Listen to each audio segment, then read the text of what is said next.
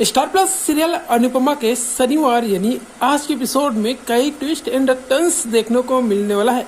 सागर और मीनू जब शादी करके घर लौटते हैं तो अनुपमा बहुत दुखी होती है और फिर जो अनुपमा होती है वो अपनी प्रेम कहानी का उदाहरण देते हुए कहती है कि हमारे प्यार में तो घर वालों के साथ साथ समाज भी खिलाफ था, लेकिन फिर भी हमने घर को और समाज को मनाने की पूरी कोशिश की।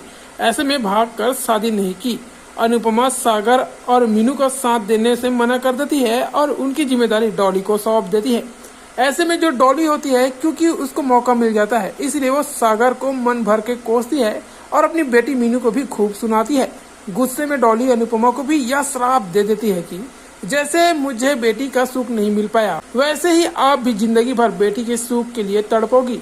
अब ऐसे में देखना होगा कि क्या हमें आगे की कहानी में डॉली के इस श्राप का असर देखने को मिलेगा या फिर कहानी में कुछ नया होगा। वही जब सागर और मीनू देखेंगे कि कोई उनका साथ नहीं दे रहा है तो वह यह चौखट छोड़कर जाने लगते हैं और डिम्पी, पाखी और किंजल और लीला वास्तव भी तंज कसते हैं। तब अनुज इशारे में अनुपमा को कहता है कि उन्हें रोक लो।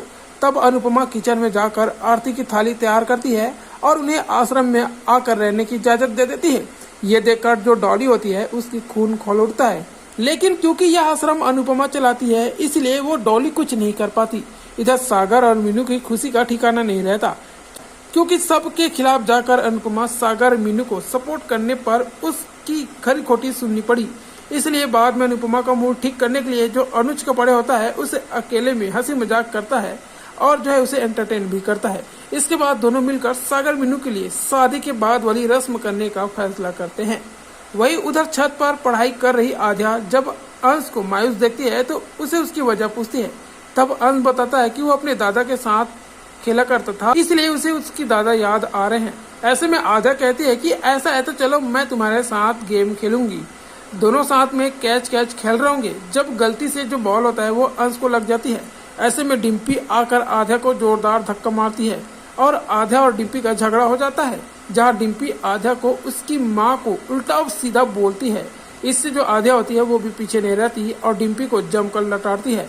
अब ऐसे में देखना होगा कि आगे की कहानी में क्या नया ट्विस्ट और टर्न्स आने वाला है। तो आगे अपडेट के लिए चैनल पर बने रहिएगा।